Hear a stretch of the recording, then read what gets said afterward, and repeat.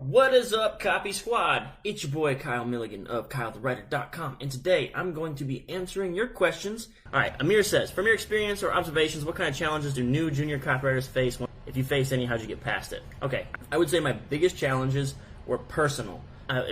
From the time that I came from just starting out, my personality was very much, it was just very aggressive. I had chips on my shoulder because I grew up poor. I was kind of angry. I think I blamed a lot of rich people for my problems, and people who got a better start than me, I blamed them, and the world wasn't fair. So a lot of that was an issue. I was kind of so I had to squash all of that and just say, and I did a whole video on this. I call it the Mad Men Hack. It's a video on my YouTube channel, and basically what I said, I was like, hey man, you cannot, you basically just have to be a doormat for 1 year and just do whatever they tell you, and don't be aggressive or irreverent or just question the authority. Just do what they say and learn, and then you can bounce. That was my big plan. But then I actually got in there, and they didn't walk all over me. They taught me a lot, and I learned that the attitudes and worldviews that I held were actually really damaging to my success. Being so aggressive and I'm right, you're wrong, that kind of mentality was actually hurting me in a big way. And I didn't realize that until I started writing sales letters for other people, and I really had to dive into their psyche. And I would write things, and my copy chiefs or someone would say, hey man, that kind of stuff will trigger some defenses in your customer's head. You don't want to do that. And it was funny because through the writing and making sure I was hitting the right emotions and right sentiments in my writing, I got better as a human being. I was like, oh, now I kind of have an understanding of why I didn't have as many friends as I wish I'd had, or why some of my relationships were so toxic when I was in my 20s, and why they failed. Stuff like that started to become clear just from studying the human psyche. So one of the challenges was definitely me breaking out of my own issues and wrapping my head around how people work and operate. And the second biggest challenge is very much in the similar vein, was learning to persuade people above, below, and laterally. Okay, so for everything that you write, you want to come up with a big idea, and a lot of the issue is making sure that someone's on board. So as a copywriter, you're an artist, right? You feel this is my baby. I put in all this time and effort and work and all that stuff into it, and it's very important to you that it's done the way that you envision it, right?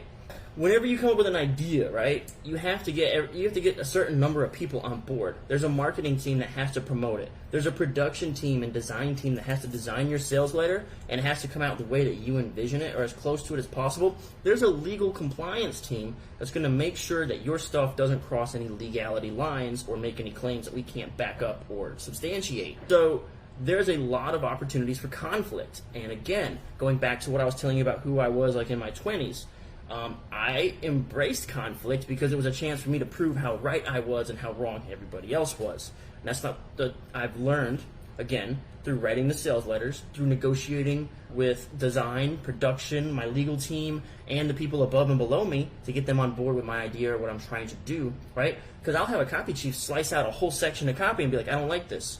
And I'll be like, well, I want to keep that in there. So I think for me the challenge was realizing that I am not some superstar stud, and not everything I say goes, right? People are going to push back. People are motivated. Okay, we know the big four emotions, right? New, easy, safe, and big. New, easy, safe, and big. The whole book, Take Their Money, available at copywriter.com/book. Anyway, my whole book, Take Their Money, is about the new, easy, safe, and big, right? So that applies to any prospective client that you're pitching. It applies to your copy chief. It applies to the junior that you might be mentoring. It applies to the design and legal guys, right? They all like new, easy, safe, and big. And mostly they like easy, right? Nobody wants more work on their plate. I mean, that's a universal human condition. So if you have an idea, I had an idea for an animation that I wanted to use for an ad, right, inside of an email. And they're like, yeah, this will never fit. And I was that was it. I was done with it. I was like, well, wait, let's try, If I were to get all aggressive and angry about it and be like, no, it will fit, it will work, then no one would do work, no one would help me. They would just be like, no, it don't work, that's it, we're cutting this project off, right? So learning how to work with other people in that capacity was my biggest challenge, because I've been writing for a really long time. Writing's just kind of something I'm sort of just passionate about. I just enjoy writing. I wrote novels before I started writing copy. And so writing's just I can put together a sentence, right?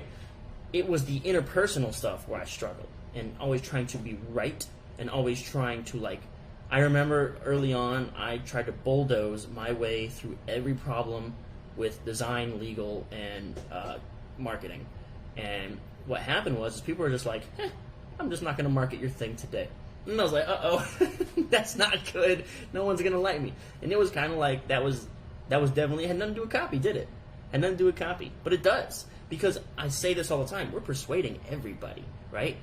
I hate it when people act like, I don't have to, or they say something like, I'm not being persuasive because I know you. Or like, I'm not gonna do that now because I'm not writing copy. No, dude, once you understand the human psychology, and you speak it, you speak persuasion, you'll turn that off. It'll stop being like, I do it when I write sales letters. It'll be an all the time thing.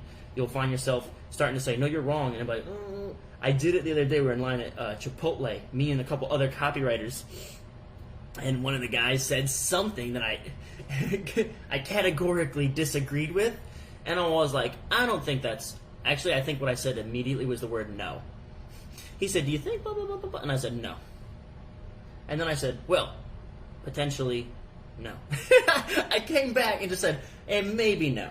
Right? Well, let's talk about it. And I immediately backpedaled on my hard no, because I knew just by saying no that there was no way he'd listen to another word that I was going to say afterwards or believe in the argument I was presenting. That's just, I know human psychology like that. And I was like, whoa, uh-oh, I just made a mistake.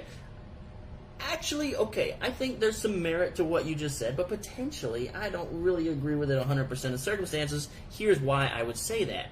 And then we had a conversation about it. So it's like one of those things, the hardest thing for me was learning persuasion.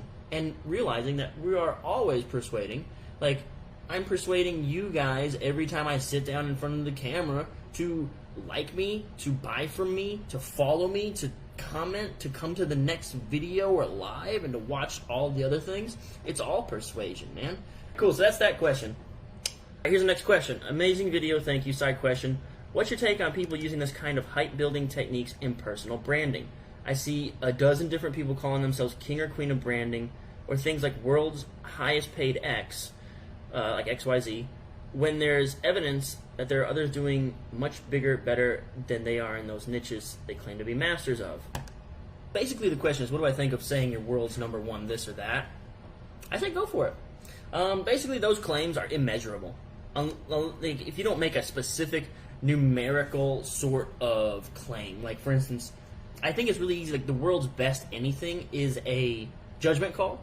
So it's totally cool to say you're the world's best anything. I mean, that's the thing, like, if people know you're not the world's best anything, then you got egg on your face. But hey, it's not something that anyone can prove or disprove, so do it. At the top of all of our financial sales letters that we've broken down on my YouTube channel, it always says, like, America's #1 stock analyst, right? Like, what does that even mean? Number one at what?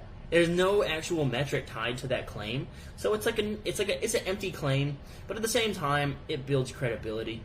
As long as you fulfill on what you claim that the book will teach, or what the product will demonstrate or teach or provide, then nobody's going to go back and really care. They just want that solution. Okay? I think that's, and I suck at coming to very pointed answers because I have to eventually figure it out for myself what it is I'm trying to say. But yeah, basically people want that solution, right? That's what we all talk about, like features and benefits kind of thing. What they want is that solution, the solution to their problems. And if they get the solution to their problems, then they're happy campers, right? They won't go back and like comb through your sales letter. That's all I got. Thanks so much for tuning in. Peace out. Copy Squad.